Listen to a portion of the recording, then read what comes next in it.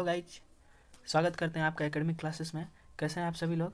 जैसा कि आप लोग जानते हैं कि हम लोग ज्योग्राफी चैप्टर नंबर 6 पढ़ रहे थे एनसीईआरटी का, और पार्ट 1 ख़त्म हो गया है। अगर आप लोग पार्ट 1 नहीं देखे हैं तो वीडियो के डिस्क्रिप्शन में लिंक दिया हुआ है, आप लोग वहां से जाकर पार्ट 1 का वीडियो देख सकते हैं। ठीक है, तो हम लोगों ने यहाँ तक पढ़ा था कि कैसे कैसे टेक्सटाइल इंडस्ट्रीज का डेवलप्ड हुआ, और यहाँ पे दिया हुआ था कि एक क्वेश्चन दिया हुआ था जिसे हम बोले थे कि आप लोग बना लीजिएगा।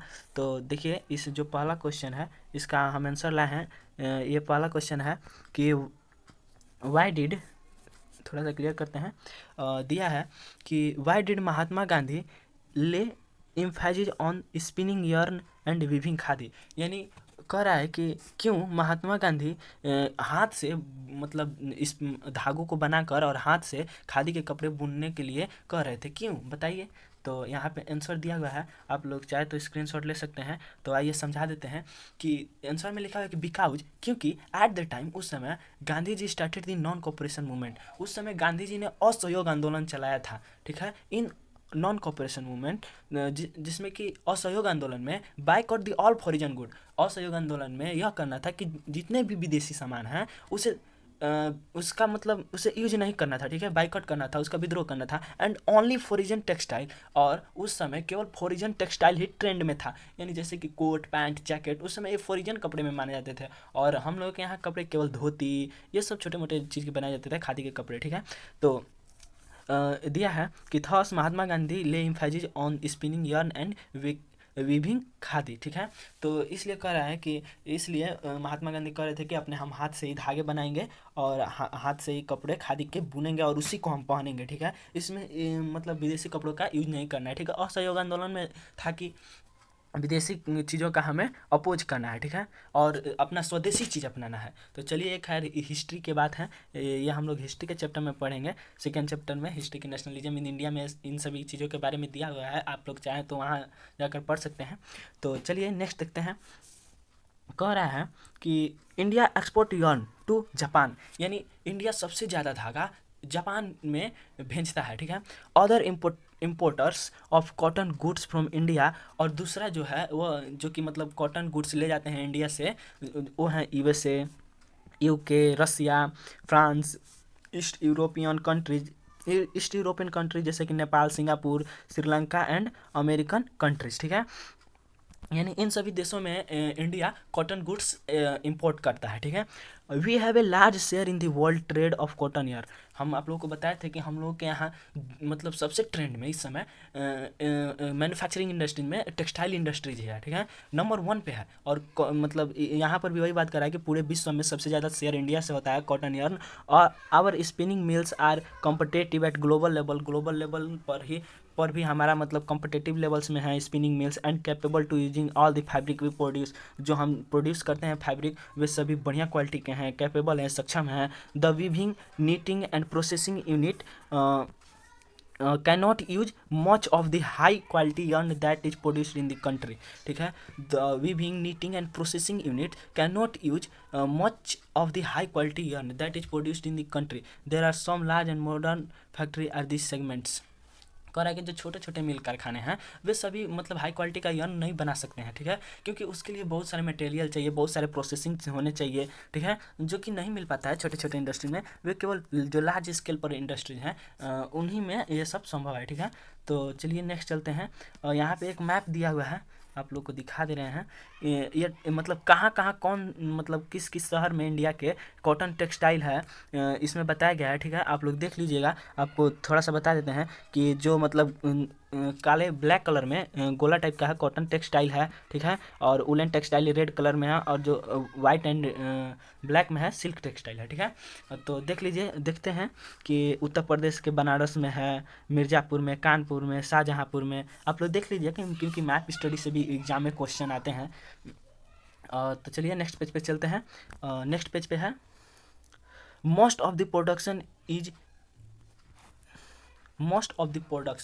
Is in fragmented small units which cater to the local market. यानी जो हम बताए थे कि जो छोटे छोटे जैसे कि स्मॉल यूनिट्स पर यानी छोटे इंडस्ट्री बहुत कम क्वांटिटी में बनाएंगे, क्योंकि उनका मतलब उतना ही वे सूटेबल है, उतने ही कैपेबल हैं वे, तो वे क्या करेंगे कि अपना जो प्रोडक्ट्स है, गुड्स है, वे लोकल मार्केट में ही शेयर कर देते हैं, बेच देते हैं। The mismatch is a major drawbacks for the industry, जो कि एक मतलब ड्रॉबैक्स है यानी खराबी है, यानी इससे बड़ी कंपनियों को घाटा लगती है, क्योंकि जो छोटे कंपनी के हैं, लोकल प्रोडक्ट्स हैं, वे कम दामों में ही लोगों को अवेलेबल हो जाते हैं, और जो गारमेंट्स के हैं भाई महंगे महंगे शोरूम्स में मिलते हैं, तो उसे ज़्यादा लोग नहीं खरीदते। जो लोग मतलब जो लोग ज़्यादा पैसे कमाते हैं वही लोग तो सिर्फ उसका यूज कर पाते हैं, ठीक है। तो ये सब ड्रॉबैक्स हैं लोकल कंपनी टेक्सटाइल इंडस्ट्री में। एज ए रिजल्ट जिसका कि निष्कर्ष निकलता है, many of our spinners export cotton yarn while apparel garment manufacturer have import fabric। इससे कि क्या होता है कि बहुत सारे मतलब जो स्पिनर्स हैं वो कॉटन yarn को ही एक्सपोर्ट कर देते हैं, ठीक है। तो यहाँ पे दिया है सपोज दैट, जैसे कि मान लीजिए यहाँ पे कह रहा है कि suppose that yarn is sold at, यानी 85 रुपया पर किलो, 85 रुपये में 1 किलो आपको yarn मिल रहा है, ठीक है। If it is sold A trouser, if it जब उसी yarn का ट्राउजर बना दिया जा रहा है तो वो आपको 800 रुपये पर केजी मिल रहा है, ठीक है। Value is added every stage, इसका मतलब बता रहा है कि यानी मैन्युफैक्चरिंग के हर वो स्टेज पे उस प्रोडक्ट्स गुड्स का ऑब्जेक्ट का प्राइस बढ़ जाता है, ठीक है। तो every stage from fabric to yarn of fabric, यानी जब धागों से जब कॉटन है तो उसका वैल्यू कम है, प्राइस कम है, कॉस्ट कम है, ठीक है। जब वो अगले प्रोसेस में चल जाएगा, यानी उससे स्पिनिंग करके थ्रेड बना दिया जाएगा, फैब्रिक में चेंज कर दिया जाएगा, तो उसका वैल्यू बढ़ जाएगा।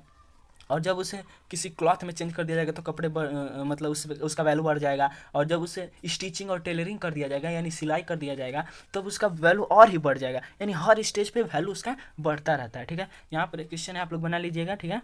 कह रहा है कि वाई इज इट इम्पोर्टेंट, ठीक है, why is it important for us to improve our weaving sector on instead of exporting yarn in large quantity. यानी क्यों हमें मतलब महत्वपूर्ण है कि हम अपने जो वीविंग सेक्टर को में सुधार लाएं, और जो एक्सपोर्ट yarn कर रहे हैं वो लार्ज क्वांटिटीज में करें, ठीक है। क्यों कहा जा रहा है, तो आप लोग इसका आंसर देंगे, तो आप लोग इसका आंसर यही लिखेंगे ना कि भाई हमें जो वीविंग सेक्टर में है इसलिए इम्प्रूव करना चाहिए क्योंकि जो लोकल थ्रेड बना देते हैं उससे मतलब जो बड़ी कंपनियां उससे घाटे सहने पड़ते हैं, ठीक है। इन सभी बातों को उसमें लिखेंगे, ठीक है। फिर कह रहा है कि although we have made significant increase in production of good quality local staple long staple cotton, ठीक है। यद्यपि बहुत महत्वपूर्ण है वैसे प्रोडक्शन को बनाना जो कि मतलब टिकाऊ होते हैं लंबे समय तक, और उनका क्वालिटी बढ़िया आता है। जो अच्छे क्वालिटी के कॉटन होते हैं उनका प्रोडक्शन बढ़ाना चाहिए, इंक्रीज इन प्रोडक्शन, वैसे चीज़ों का प्रोडक्शन बढ़ाना चाहिए। The need to import is still felt, तब मतलब क्या होगा, लेकिन अभी उसका क्या है, अभी उसे ज़्यादा से ज़्यादा इंपोर्ट करने की ज़रूरत है। फेल्ट और पावर सप्लाई इज इरेटिक, यानी उसके लिए पावर सप्लाई हमेशा बढ़िया रूप से रहना चाहिए। एंड मशीनरी नीड, और उसके लिए बड़े बड़े मशीन भी चाहिए भाई। बढ़िया क्वालिटी के कपड़े बनाने हैं, कॉटन बनाने हैं, थ्रेड उसके बनाने हैं, तो बढ़िया सी मशीन चाहिए, तो ठीक है। Needs to be upgraded in weaving processing, वही बात दिया है कि यानी वीविंग और प्रोसेसिंग करने में जो कि पार्टिकुलर वीविंग और प्रोसेसिंग कर सके, जो कि बढ़िया बना सके उसे, उस थ्रेड को, कॉटन के कपड़े को, ठीक है। और द प्रॉब्लम, और एक प्रॉब्लम आता है कि are the low output of labour, यानी बहुत कम लेबर के चलते हैं, एंड स्टीफ कंपटीशन, बहुत ज़्यादा कंपटीशन है मार्केट में और लेबर बहुत कम है। With the synthetic fibre industry, synthetic fibre industry में वैसे तो लेबर भी बहुत ज़्यादा है, लेकिन अनस्किल्ड लेबर है। और टेक्सटाइल इंडस्ट्री में मानते हैं कि कुछ अनस्किल्ड लेबर का ज़रूरत है, पर स्किल्ड लेबर का भी अधिक मात्रा में ज़रूरत है, ठीक है। अब यहाँ पे पॉइंट है एक कि जूट टेक्सटाइल, ठीक है। जूट टेक्सटाइल यानी जूट, आप लोग पढ़े होंगे कि जूट का भी खेती होता है, ये डिस्पोज हो जाता है, ठीक है। इसे पानी में रखने पर डिस्पोज हो जाता है, इसीलिए कहते हैं कि जूट के बोरे का उपयोग करना चाहिए, प्लास्टिक का बोरे का उपयोग नहीं करना चाहिए, ठीक है। तो देखिए यहाँ पे दिया हुआ है, India is the largest producer of raw jute and jute goods and stand at a second place and importers after Bangladesh, ठीक है। कह रहा है कि इंडिया सबसे बड़ा प्रोड्यूसर है जूट का, कच्ची जूट का, ठीक है। और मतलब जूट के जो चीज़ें बनाई जाती हैं उसमें दूसरा स्थान है, किसके बाद, तो बांग्लादेश के बाद। यानी हम जूट का प्रोडक्शन तो यानी रॉ फॉर्म में बहुत ज़्यादा प्रोडक्शन करते हैं, पर उसका हम कंज्यूमर के लिए, मतलब उसे कंज्यूम करने के लिए उसका गुड्स नहीं बना पाते हैं, ठीक है। इसमें हम थोड़ा सा एक स्टेज पीछे हैं, ठीक है। किससे पीछे हैं? तो बांग्लादेश से। बांग्लादेश भाई जितना करता है अपना प्रोड्यूस राजूट, उतना अपना बना लेता है, ठीक है। Most of the mill are located in West Bengal. बहुत सारे जूट के मिल वेस्ट बंगाल में स्थित हैं, mainly along the bank of Hooghly river, और मुख्यतः जो हुगली रिवर है उसके अगल बगल या किनारे में, इन नैरो बेल्ट यानी वहीं पे अगल बगल में सारे स्थित हैं। ऐसा क्यों है, ठीक है। आखिर क्यों भाई हुगली रिवर के किनारे ही बहुत सारी जूट मिले हैं? तो भाई इसका कारण होगा कुछ, तभी तो यहाँ पे दिया हुआ है कि the first jute mill setup, यानी पहला मिल सेटअप कहाँ हुआ था? नियर कोलकाता, यानी कोलकाता के नज़दीक, इन 1855 में रिसरा में, ठीक है। देखिए बहुत इंपॉर्टेंट क्वेश्चन है, ठीक है। हम आप लोग को बताए थे कि कॉटन इंडस्ट्री भी सबसे पहले कहाँ स्टार्ट हुआ था, तो वह सबसे पहले टेक्सटाइल मिल कहाँ इस्टेब्लिश हुआ था? तो मुंबई में हुआ था 1854 ईस्वी में। और ये देखिए रिसरा में, मतलब रिसरा कहाँ है? कोलकाता में होगा, क्योंकि कोलकाता के नज़दीक दे रहा है। तो कोलकाता में 1855 में सबसे पहले जूट मिल सेटअप किया गया था इंडिया में, ठीक है। आफ्टर पार्टीशन इन 1947 में आज़ाद होने के बाद the jute mill remained in India, यानी जूट मिल इंडिया में ही रह गया, but 3/4 of the jute producing area went to Bangladesh, यानी अर्स्ट वाइल ईस्ट पाकिस्तान, यानी जो पूर्वी पाकिस्तान है उसका, मतलब जूट जितना दूर में प्रोडक्शन होता था जूट का, जब देश आज़ाद हुआ, देश का बंटवारा होने लगा, तो केवल 3/4 भाग ही बांग्लादेश में बच गया। और यहाँ पे दिया है कि यानी कुछ ही भाग बच गए इंडिया में, बट लेकिन 3/4 जो भाग है वह कहाँ चला गया? Producing area went to Bangladesh, यानी बांग्लादेश में चला गया, ठीक है। और कुछ ही मतलब भाग उसका पश्चिम बंगाल में बच गया, ठीक है। पश्चिम बंगाल की राजधानी है कोलकाता, ठीक है, और कोलकाता में हुगली रिवर है। तो यहाँ पे देखा factor responsible for their location in the Hooghly basin, proximity of the jute producing area, ठीक है। मुख्यतः उसके लिए बहुत सारे कारण हैं जो कि दायित्व निभाते हैं अपने, और हुगली बेसिन में वैसे लोकेशन है जहाँ पर कि बढ़िया तरह से जूट की खेती की जा सके, ठीक है।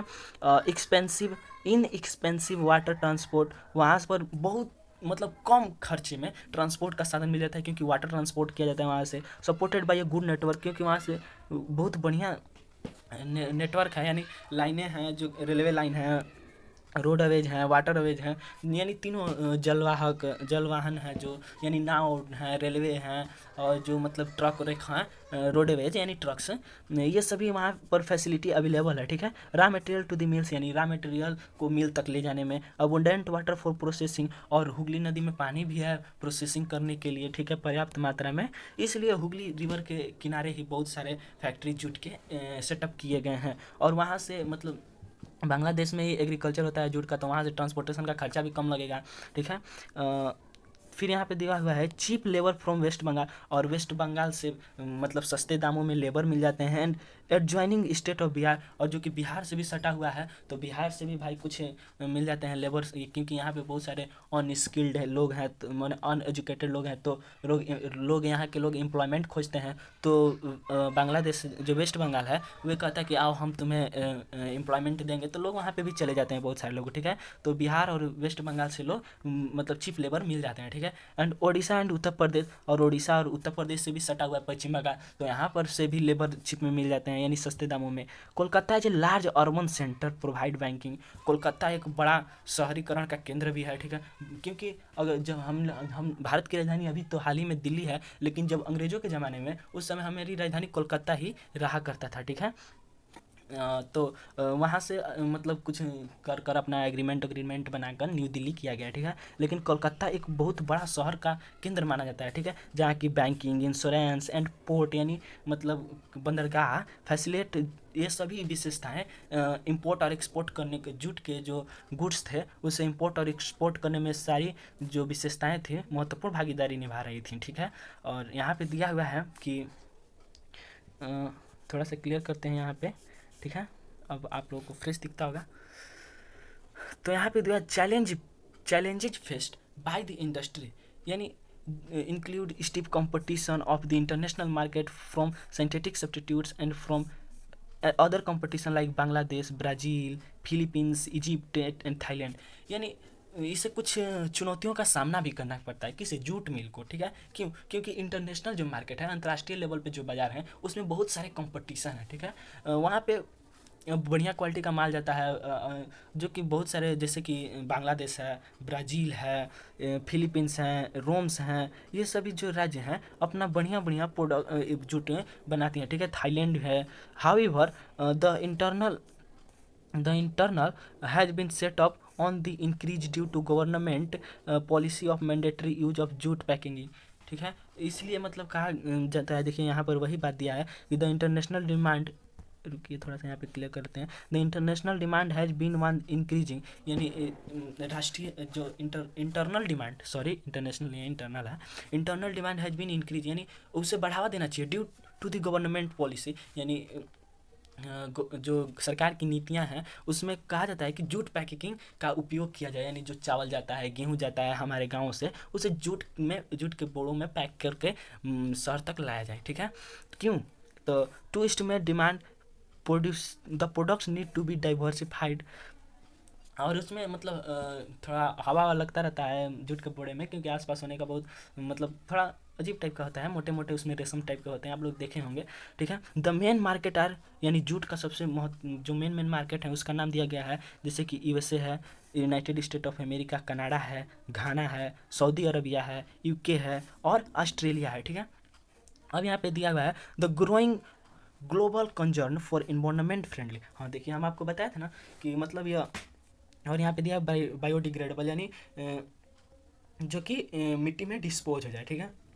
यह हमारे इन्वायरमेंट फ्रेंडली है, यानी वातावरण को ज़्यादा नुकसान नहीं पहुंचाता है, बायोडिग्रेडेबल मेटल है जो कि डिस्पोज हो जाता है, इसीलिए सरकार कहती है कि जूट के बोरों का उपयोग करो, ठीक है। Has once again open the opportunity for jute product, जो कि जूट प्रोडक्ट को एक अवसर देता है, उसके बढ़ावा, उसके मतलब बढ़ाने में मदद करता है, ठीक है। सबसे मेन बात यही है, सरकार कहती है इन्वायरमेंट फ्रेंडली है, बायोडिग्रेडेबल मेटल है, इसीलिए तुम जूट प्रोडक्ट का यूज करो, ठीक है। इसीलिए सरकार बार बार कहती है। अब देखिए, हम लोग दो इंडस्ट्रियों के बारे में पढ़ चुके हैं, पहला कॉटन इंडस्ट्री यानी टेक्सटाइल इंडस्ट्री, और दूसरा जूट इंडस्ट्री। अब तीसरा आया है शुगर इंडस्ट्री, यानी चीनी का जो मतलब कारखाना होता है उसका देखेंगे, यानी चीनी कैसे तैयार होता है, क्यों होता है, इसका मतलब हमारे देश में जो है क्या रैंक है, ये सभी बात देखेंगे। तो सबसे पहले दिया हुआ है India stand second as a world producer of sugar, यानी पूरे विश्व में भारत का द्वितीय स्थान है शुगर उत्पादन करने में, ठीक है। What occupies the first place in the production of गुड़ एंड खंडसरी, यानी गन्ने मतलब शुगर कैन से सभी चीज़ें तैयार होती हैं, गुड़ और फिर शुगर, ठीक है, और फिर खंडसरी, तो सब शुगर केन से ही तैयार होते हैं। लेकिन जो शुगर के मामले में है, क्योंकि शुगर हर कंट्री यूज करते हैं और ये गुड़ और खंडसरी हर कंट्री यूज नहीं करते हैं, लगभग इंडिया या अनुमान करते हैं, कल्पना करते हैं कि मतलब इंडिया के जो आसपास देश होंगे वही लोग इसे केवल यूज करते हैं, ठीक है। इसलिए गुड़ और खंडसरी में नंबर 1 पर है प्रोडक्शन में, और गुड़ पर नंबर 2 पे है। The raw material used in the industry is bulky and haulage, its sucrose content reduces the mills are located in Uttar Pradesh, sorry यहाँ पे दिया हुआ है कि थोड़ा सा क्लियर कर लेते हैं, समझ में नहीं आ रहा है कौन सा लाइन किधर है, तो यहाँ पे देखते हैं कि the raw material use in the industry is bulky, ठीक है। बल्की मतलब भी होता है गन्ना होता है, एंड इन हॉलेज, ठीक है, जो कि हॉलेज में इट्स सुक्रोज कंटेंट रिड्यूस, जो कि हॉलेज में प्रोसेसिंग किया जाता है, जिसमें कि सुक्रोज किसी में कम कर दिया जाता है, किसी में बढ़ा दिया जाता है। सुक्रोज यानी होता है मिठास, ठीक है, इसी में ज़्यादा मिठास किया जाता है, जैसे कि इसमें सबसे ज़्यादा मीठा होता है शुगर, फिर उसके बाद गुड़, फिर उसके बाद खंडसरी, तो उसमें अलग अलग टाइप्स के सुक्रोज कंटेंट किए जाते हैं, किसी में रिड्यूस कर दिए जाते हैं, किसी में गेन कर दिए जाते हैं, ठीक है। The mill are located in Uttar Pradesh, यानी जो शुगर इंडस्ट्रीज है यानी मुख्यतः उत्तर प्रदेश में पाए जाते हैं, क्योंकि उत्तर प्रदेश में लार्ज क्वांटिटी में प्रोडक्शन होता है किसका, तो शुगर कैन का, बल्कि का। बिहार में भी होता है, महाराष्ट्र, कर्नाटका, तमिलनाडु, आंध्र प्रदेश, गुजरात, पंजाब एंड हरियाणा एंड मध्य प्रदेश, इन सभी राज्यों में शुगर कैन का लार्ज अमाउंट में प्रोडक्शन होता है, ठीक है। 60% मिल, यानी 60% मिल लगभग उत्तर प्रदेश और बिहार में स्थित है, ठीक है। देखिए भाइयों, बिहार का तो नाम आ गया, हम सोचे कि बिहार का नाम कहीं नहीं है, पर यहाँ है। देखिए, उत्तर प्रदेश और बिहार में सबसे ज़्यादा मतलब 60%, ठीक है, 60% मिल बिहार में है, किसके, शुगर के, और बाकी 40% अलग अलग यहाँ पे दिया हुआ है कि कर्नाटका, तमिलनाडु, यानी लार्ज अमाउंट में प्रोड्यूस करता है बिहार और उत्तर प्रदेश शुगर कैन को, ठीक है। अब दिया हुआ है कि this industry is seasonal in nature, so यानी जो ये शुगर कैन की इंडस्ट्रीज हैं ये केवल सीजनल है, ठीक है। मतलब मतलब पूरे साल में केवल एक बार ही इसका हार्वेस्ट किया जाता है शुगर कैन का, और एक बार जितना प्रोडक्शन हुआ उतना हुआ, नहीं तो पूरे साल ठप रहेगा, ठीक है। This it is ideally suited it is ideally suited to the cooperative sector, ठीक है, जो कि कोऑपरेटिव सेक्टर में आते हैं। यानी हम आपको बताए थे कि कोऑपरेटिव सेक्टर में क्या होता है, तो कोऑपरेटिव सेक्टर में वैसे इंडस्ट्री जाते हैं जो कि मतलब अपने ही अपना हम खुद का प्रोडक्शन करेंगे, और खुद का हम अपना जो गुड्स है उसे मार्केट में सेल करेंगे। अगर प्रॉफिट भी होगा तो हम ही को होगा, अगर लॉस भी होगा तो हम ही को होगा, ठीक है। ऐसे कोऑपरेटिव सेक्टर में इंडस्ट्री जाते हैं, ठीक है। और यहाँ पे दिया can you explain why this is so, यानी ऐसा क्यों होता है, क्या आप बता सकते हैं। तो चलिए देखते हैं आगे क्या दिया हुआ है। कि आगे तो दिया हुआ है कि इन रिसेंट ईयर, यानी हाल ही के सालों में, there is a tendency for the mills, यानी मेल की जो टेंडेंसी है to shift and concentrate in the southern and western S, मुख्यतः दक्षिणी एंड पश्चिमी जो राज्य हैं वहाँ पर मिल सेटअप बहुत सारे टेंडेंसी यानी बढ़ गई है, यानी बहुत ज़्यादा मात्रा में हाल ही के सालों में हुआ है, ठीक है। स्पेशली इन महाराष्ट्र, जिसमें कि महाराष्ट्र आता है, जहाँ की बहुत सारे शुगर इंडस्ट्री सेटअप किए गए हैं, ठीक है। This is because the sugar cane, the can लिखा हुआ है, इसका मतलब इस शुगर कैन होता है produce here a higher sucrose content, क्योंकि आखिर महाराष्ट्र में क्यों उतना ज़्यादा शुगर इंडस्ट्री सेटअप किए जा रहे हैं, क्योंकि वहाँ पर जो शुगर कैन है हायर सुक्रोज में कंटेंट है, वहाँ पे शुगर का प्रोडक्शन ज़्यादा हो रहा है, इसीलिए वहाँ पर सेटअप किए जा रहे हैं ताकि ट्रांसपोर्टेशन का खर्चा कम से कम बचे, ठीक है। और द कूलर क्लाइमेट, और उसके लिए भाई क्लाइमेट भी कूल रहना चाहिए, यानी ठंडे ठंडे मौसम का मतलब रहना चाहिए, ठंडा मौसम रहना चाहिए शुगर कैन प्रोड्यूस करने के लिए। Also ensure a long crossing season, यानी इसके लिए एक बहुत लंबा सीजन चाहिए, यानी हम बताए थे कि पूरे साल में एक बार ही हार्वेस्ट होता है, इससे ज़्यादा टाइम चाहिए, ठीक है। Moreover the cooperative are more successful in this state, और मतलब कोऑपरेटिव हम बताए थे कोऑपरेटिव इंडस्ट्री, इसलिए इन सभी राज्यों में बहुत सारे कोऑपरेटिव इंडस्ट्रीज सफल हैं, ठीक है। मेजर चैलेंज इसके लिए भाई क्या चुनौती है, इसके लिए सबसे बड़ा चुनौती में आता है कि the seasonal nature of the industry, यानी सबसे बड़ी बात है कि जो इंडस्ट्री है केवल साल में एक बार ही चलेंगी, सीजनल है। Old and inefficient method of production, और जो मतलब शुगर कैन का प्रोडक्शन करने का जो मेथड है ओल्ड है, यानी उसका मतलब ट्रेडिशन, यानी पहले जैसे लोग शुगर कैन का प्रोडक्शन करते थे अभी वैसे ही करते हैं, कोई उसमें चेंज नहीं हुआ है, ठीक है। तो यहाँ पे दिया हुआ है कि ट्रांसपोर्टेशन डिले, और उसका ट्रांसपोर्टेशन में भी भाई लेट होता है in reaching cane to factory, यानी भाई लंबा लंबा बम्बू टाइप्स का होता है, तो उसे हार्वेस्ट कर कर ट्रांसपोर्टेशन पे लोड कर कर ले जाने में बहुत डिले होता है, टाइम लगता है। And need the maximise the use of bagasse, ठीक है, यानी इतना कुछ होने के बाद बहुत कम मात्रा में जो उसका प्रोडक्शन होता है उसका होता है बैगेज, यानी होता है कि बैगेज का जो उपयोग है वह उसका ज़रूरत बहुत कम मात्रा में होता है, ठीक है। अब देखते हैं चौथी इंडस्ट्री जो कि मिनरल बेस्ड इंडस्ट्रीज है, ठीक है। हम आपको बताए थे कि इंडस्ट्रीज को दो टाइप्स में मतलब क्लासीफाई किया गया है। पहला है एग्रो बेस्ड इंडस्ट्रीज, ठीक है। ये सभी अभी जितना पढ़े थे सभी एग्रो बेस्ड इंडस्ट्रीज में आते हैं, ठीक है। और ये जो हम अब पढ़ने जा रहे हैं ये मिनरल बेस्ड इंडस्ट्रीज में आते हैं, ठीक है। तो मिनरल बेस्ड में हम आपको बताए थे कि वैसे इंडस्ट्री आते हैं जिसमें कि जो कि नेचुरल ऑकरिंग करके कोई गुड्स का प्रोडक्शन किया जाए, तो वे मिनरल बेस्ड इंडस्ट्रीज में आते हैं, ठीक है। यहाँ पे दिया हुआ है कि industries that use minerals and metals as raw materials are called mineral based industries, हम आपको बताए थे, यही तो अभी बात बताए हैं। Can you name some industry, क्या आप इस टाइप्स के जो मिनरल बेस्ड इंडस्ट्रीज हैं क्या आप इन इंडस्ट्रियों के कुछ नाम लिख सकते हैं। अगर लिख सकते हैं तो भाई अच्छी बात है, लिखिए, ठीक है। तो यहाँ पे दिया हुआ है मिनरल बेस्ड इंडस्ट्री में सबसे पहला पॉइंट कि आयरन एंड स्टील कंपनी, ठीक है, यानी लोह और इस्पात की कारखाने, ठीक है, इसे हम पढ़ेंगे। The iron and steel industry is the basic industry since all other industry, इन सभी मतलब सभी कारखानों से या कुछ बेसिक इंडस्ट्रीज हैं, ठीक है। दिया हुआ है कि heavy medium and light medium, यानी जो आयरन एंड स्टील इंडस्ट्रीज हैं हैवी मीडियम्स के भी होते हैं, लाइट मीडियम्स यानी हल्के, हम आपको बताए थे कि हल्के हैवी मीडियम्स के भी होते हैं, लाइट मीडियम्स में छोटी छोटी चीज़ों का मैन्युफैक्चरिंग होता है, और हैवी मीडियम में बड़े बड़े मशीनों का निर्माण होता है। डिपेंड ऑन देयर मशीनरी, हम अपने मशीनरी के आधार पर इसे बांटा गया, ठीक है। Steel is needed to manufacture, यानी स्टील बनाने के लिए अदर टाइप्स के कुछ मैन्युफैक्चरिंग का ज़रूरत पड़ता है, जैसे कि कुछ engineering goods, construction material, defence, medical, telephonic, scientific equipment and very of consumer goods. इन सभी चीज़ों का स्टील का निर्माण करने में ज़रूरत पड़ता है, ठीक है। मेक ए लिस्ट, आप एक लिस्ट बनाइए, ठीक है। ऑल सच गुड, उसमें वे सभी चीज़ हों जो कि स्टील बनाने के लिए काम आते हो। क्या आप ऐसा सोच सकते हैं? सोच सकते हैं तो अच्छी बात है, नहीं सोच सकते हैं चलिए आगे देखते हैं कि कैसे स्टील बनता है, ठीक है। प्रोडक्शन एंड कंजप्शन, ठीक है।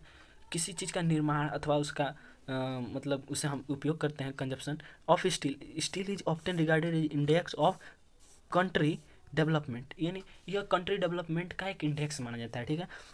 Iron and steel is a heavy industry because all the raw material as well as finished good are heavy and bulky, entailing heavy transportation cost। जब हैवी भाई रॉ मटेरियल्स को transport करेंगे, जो trucks हैं, जो भी कुछ भी है ट्रांसपोर्टेशन के मीडियम, तो भाई ट्रांसपोर्टेशन कॉस्ट हैवी लेंगे, हाई लेंगे। आयरन और कुकिंग, आयरन आयरन और coking coal, limestone are required, यानी स्टील को बनाने के लिए 3 चीज़ों की ज़रूरत है, ठीक है। आयरन और की, और कुकिंग आयल की, और लाइम स्टोन, ठीक है। और एकदम अप्रोक रेशियो में, यानी फिक्स्ड रेशियो में चाहिए, यानी 4:2:1। ये आप लोग याद कर लीजिएगा, बहुत इंपॉर्टेंट है। 4:2:1 के मात्रा में क्या क्या चाहिए। अगर मतलब मान लीजिए कि 4 kg आयरन और है, 2 kg कोकिंग कोयल है, और 1 kg लाइम स्टोन है, तो इन सभी को मिला देंगे तो मतलब स्टील का फॉर्मेशन होगा, ठीक है। अब उसके अंदर कुछ और भी प्रोसेस होंगे, उसे हीट किया जाता होगा, या स्मेल्ट या रिफाइंड जो कुछ भी किया जाता होगा। सम क्वांटिटीज ऑफ मैंगनीज, यानी उसमें कुछ मैंगनीज के भी क्वांटिटीज होते हैं, are also required to harden the steel, यानी स्टील को हार्ड बनाने के लिए मैंगनीज का प्रयोग किया जाता है, ठीक है। Where should the steel plant be ideally located, आप क्या बता सकते हैं कि कहाँ स्टील प्लांट मतलब कहाँ होना चाहिए या कहाँ हो सकता है। रिमेंबर दैट, याद करिए कि the finished product also need an efficient transport network for the distribution of the markets and consumer. याद कीजिए कि आप लोगों को बताया गया है कि फिनिश्ड प्रोडक्ट वैसे जगह जरूरत होते हैं जहाँ के ट्रांसपोर्टेशन इफिशियंट, यानी बहुत कुशल तरीके से ट्रांसपोर्टेशन का नेटवर्क हो, यानी वहाँ तक बाजार तक पहुँचाने में बढ़िया सुगम हो। And the distribution of market, और वहाँ पे मार्केट्स हो, और वहाँ पे उसका डिमांड हो मार्केट में उस स्टील का, ठीक है। वहाँ पे लोकेट करना अच्छा होगा, ठीक है। इन इन इन 2016 में with 95.6 million 96.6 million ton of crude steel production, यानी 2016 में 95.6 मिलियन टन स्टील का प्रोडक्शन हुआ था। उस समय इंडिया तीसरे रैंक पर था, यानी पूरे विश्व में इंडिया स्टील के मामले में तीसरे रैंक पर था। It is the largest producer of sponge iron, यानी स्पूंज यानी टाइप्स का होता है थोड़ा मतलब हल्का आयरन, उसके प्रोडक्शन में सबसे बड़ा था। इन 2016 पर कैपिटा, फिर देखते हैं आगे क्या दिया हुआ है। कह रहा है कि 2016 में कंजप्शन ऑफ स्टील, यानी 2016 में आंकड़ा निकाला गया तो पाया गया कि स्टील का कंजप्शन हमारे देश में वाज ओनली अराउंड, यानी 63 किलो हर व्यक्ति के ऊपर, 63 किलो। अगर हमारे देश का आंकड़ा देखा जाए तो ध्यान दीजिए 2016 में, ठीक है, अगर हमारे देश का आंकड़ा देखा जाए, अगर कंट्री का, ठीक है, अगर कंट्री का देखा जाए हमारे, तो एक लोगों पर 63 kg का मतलब कहा जा सकता है कि निकला था, मतलब रेशियो कह सकते हैं कि एक लोग 63 kg, ठीक है, मतलब 63 kg क्या कह सकते हैं उससे कि यूज करते हैं, ठीक है।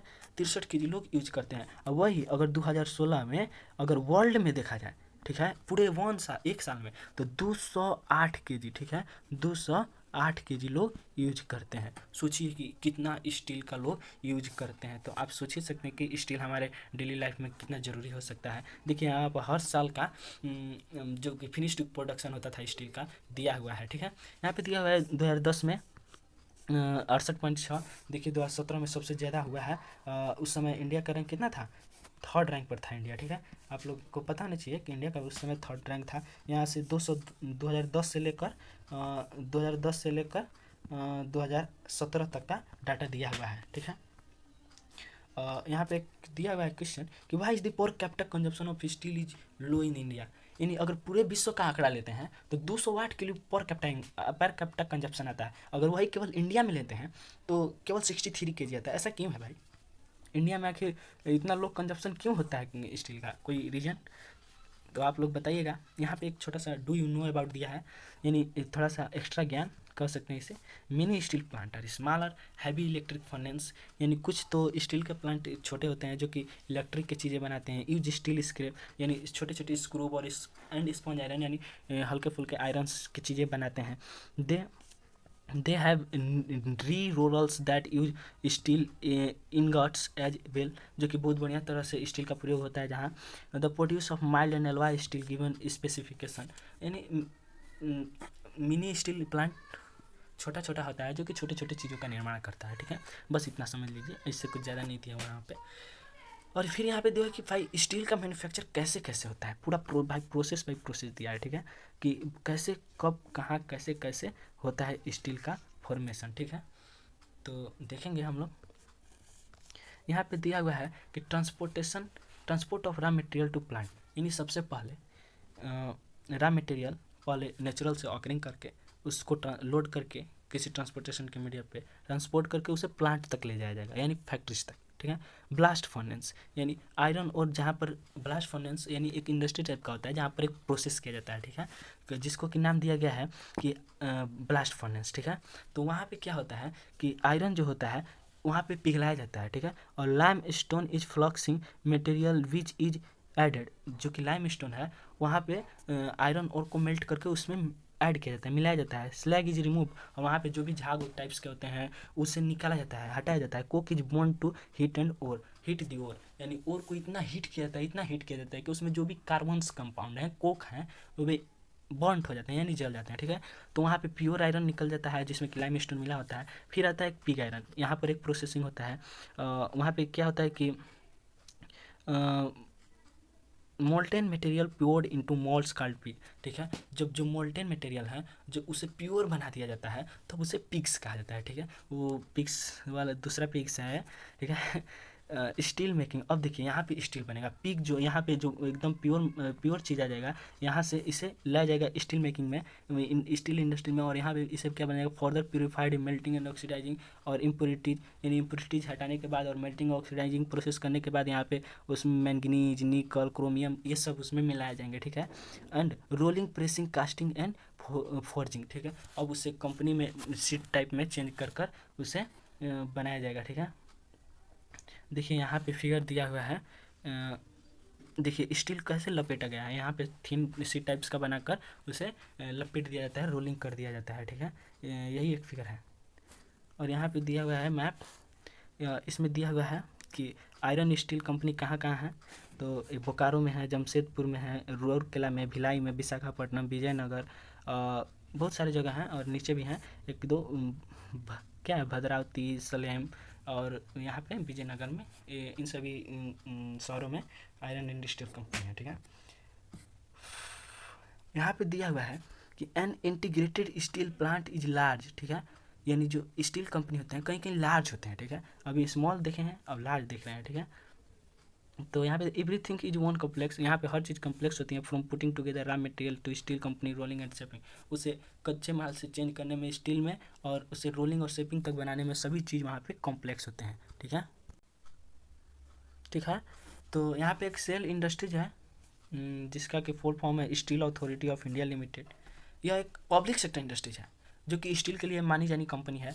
अब दिया है कि 1950 में चाइना और India almost the same quality of steel, यानी जो 1950 के दशक में भारत और चीन दोनों सेम क्वालिटी के स्टील प्रोड्यूस किए थे। ठीक है, लेकिन आज क्या हुआ है कि चीन मतलब लार्जेस्ट प्रोड्यूसर बन गया है स्टील का। Also China is also world's largest consumer of steel, और विश्व का सबसे ज़्यादा कंज्यूम करने वाला भी चीन ही है स्टील को। ठीक है, मतलब अब कहा जाए तो चीन आगे हो गया इंडिया से। ठीक है, और एक जगह है भारत में छोटा नागपुर प्लेट्यू। ठीक है, जैसे कि छोटा नागपुर का पठार भी कहा जाता है। यहाँ पे बहुत अधिक मात्रा में आयरन एंड स्टील कंपनी हैं। ठीक है, सेटअप किए गए हैं। It is largely because of the relative advantage of this region has to be development of this country, ठीक है। This include low cost iron और वहाँ पे मतलब खोलने लायक, वहाँ पे इंडस्ट्री सेटअप करने लायक भी जगह लोकेशन है कहा जाए तो, क्योंकि वहाँ पे लो कॉस्ट में आयरन और मिल जाते हैं, हाई मतलब जो कि लो कॉस्ट में मिलने के बावजूद भी जो आयरन और होते हैं हाई ग्रेड के होते हैं, ठीक है। और चीप लेबर यानी सस्ते में मजदूर मिल जाते हैं, वास्ट ग्रोथ और वहाँ पे जो होम मार्केट है उसमें बहुत ज़्यादा बढ़ोतरी भी हुई है, ठीक है। इंडिया यद्यपि India is an important iron and steel producing country, फिर भी इंडिया मतलब जो विश्व के रैंकिंग में है उसमें अच्छे पोजीशन पे है आयरन एंड स्टील के प्रोड्यूसिंग के मामले में, ठीक है। We are not able to perform our full potential largely due to, हम क्यों नहीं सक्षम हो पा रहे हैं इसे और बढ़ाने में, भाई क्या क्या मतलब कमियां हैं। तो पहला कमी है कि हाई कॉस्ट यानी बहुत अधिक मात्रा में कॉस्ट लगता है किसका, कोकिंग कॉयल का, और यह लिमिट भी है, लिमिटेड एबिलिटी, और इसका जो उपलब्धि है यानी अवेलेबिलिटी है हमारे नेचुरल में तो उस वो लिमिटेड है, ठीक है। Lower productivity of labour, lower productivity of labour जहाँ पे कि मजदूर भी कम मिलते हैं, इरेगुलर सप्लाई ऑफ एनर्जी जहाँ पर कि हर समय बिजली की मतलब नहीं रह पाती है, और पुअर इंफ्रास्ट्रक्चर, ठीक है। पुअर इंफ्रास्ट्रक्चर का मतलब होता है कि जो वहाँ की मशीनरीज हैं वे सब बहुत पुअर हैं, ठीक है, मतलब बढ़िया नहीं है, ठीक है। और यहाँ पे दिया हुआ है we also import good quality steel from the other country, फिर भी हम मतलब कई देशों में बढ़िया क्वालिटी के स्टील को इम्पोर्ट करते हैं। However the overall production of steel is sufficient to meet our domestic demand, और हम जो डोमेस्टिक यानी जो हम अपने मांग को पूरा करने के लिए जो स्टील की ज़रूरत है वहाँ पर भी हम अच्छे क्वालिटी के स्टील का उपयोग करते हैं, ठीक है। Liberalisation and foreign direct investment have given a boost to the industry with the efforts of private entrepreneurs. There is a need to allocate resource for research and development to produce steel more competitively, ठीक है। यहाँ पे कुछ खास नहीं दिया हुआ है, कह रहा है कि एल्युमिनियम, जैसे हम मतलब पीछे चर्चा कर चुके हैं कि जैसे कि मतलब हमें फॉरेन एक्सचेंज करना चाहिए टेक्सटाइल इंडस्ट्रीज के मामले में, वैसे जो स्टील इंडस्ट्री है इनके मामले में भी हमें फॉरेन से कॉन्टैक्ट रखना चाहिए, जो इंटरनेशनल मार्केट में उसमें कम्पिटिटिव रहना चाहिए, हमें लार्जली अमाउंट में प्रोड्यूस करना चाहिए, ठीक है। यहाँ पे दिया है एल्युमिनियम स्मेल्टिंग, यानी एल्युमिनियम का कैसे उत्पादन होता है देखते हैं। Aluminium smelting is second most important metallurgical industry in India, ठीक है। भारत में सबसे बड़ा एल्युमिनियम स्मेल्टिंग का मेटलर्जिकल इंडस्ट्री सबसे मतलब इंडिया में दूसरे नंबर पर है, ठीक है। इट इज़ लाइट यानी ये बहुत हल्के होते हैं, रेसिस्ट और कोरोजन, और मतलब ये कोरोजन के प्रतिरोधक होते हैं, यानी इसमें जंग वंग लगने की मतलब टेंशन नहीं है, प्रॉब्लम नहीं है। ये गुड कंडक्टर ऑफ हीट, और यह हीट के गुड कंडक्टर भी हैं। मिलिएबल है यानी मिलिएबल यानी हम लोग पढ़े हुए मिलिएबल यानी जिसे पीट कर हम थीन सीट में चेंज कर सकें, ठीक है। And become strong when it is mixed, और यह स्ट्रॉन्ग भी होता है जब हम इसे कोई अदर मेटल से मिक्सड कर दें, ठीक है। It is use to manufacture aircraft, अब एल्युमिनियम का बता रहा है कि कहाँ कहाँ यूज होता है, तो सबसे पहले एयरक्राफ्ट में यूज होता है क्योंकि यह लाइट मेटल होता है, ठीक है। और बर्तनों को बनाने में, एंड वायर्स और तार को बनाने में यानी electricity wire, it is gained popularity, और इसका भाई यह तो बहुत जल्दी इसका प्रसिद्धता बढ़ा, सुप्रसिद्धता बढ़ा, इसका पॉपुलरिटी बढ़ा है as a substitute of steel यानी steel, copper, zinc, lead in number of industry, इन सभी के मामलों में सबसे ज़्यादा एल्युमिनियम का मांग हुआ है, ठीक है। यहाँ पे प्रोडक्शन ऑफ मिलियन टन्स यहाँ पे दिया हुआ है, ठीक है। यहाँ पे प्रोडक्शन ऑफ मिलियन टन्स दिया हुआ है, इधर ईयर दिया है कि कौन से ईयर में कितना कितना प्रोड्यूस हुआ है, ठीक है। और crude steel production in India, ठीक है। इस टेबल के बारे में देख लीजिएगा। चलिए नेक्स्ट चलते हैं। यहाँ पे दिया हुआ है कि aluminium smelting plant in the country, यानी जो एल्युमिनियम स्मेल्टिंग के फैक्ट्री हैं वो मुख्यतः देश में कहाँ कहाँ बैठाए गए हैं, सेटअप किए गए हैं, कहाँ कहाँ लोकेट हैं, ये दिया गया है। तो सबसे पहले उड़ीसा में है, वेस्ट बंगाल में है, केरला में, उत्तर प्रदेश में, छत्तीसगढ़, मध्य प्रदेश, तमिलनाडु, इन सभी भारत के राज्यों में एल्युमिनियम स्मेल्टिंग फैक्ट्री सेटअप किए गए हैं, ठीक है। और दिया है बॉक्साइट, हम बताए थे पहले आपको बॉक्साइट क्या है। Bauxite is the raw material used in the smelter in a very बल्की, यानी बहुत अधिक मात्रा में बॉक्साइट का उपयोग किया जाता है, यानी समझें कि हम बॉक्साइट एल्युमिनियम का और फॉर्म है, तो बॉक्साइट कोई स्मेल्टिंग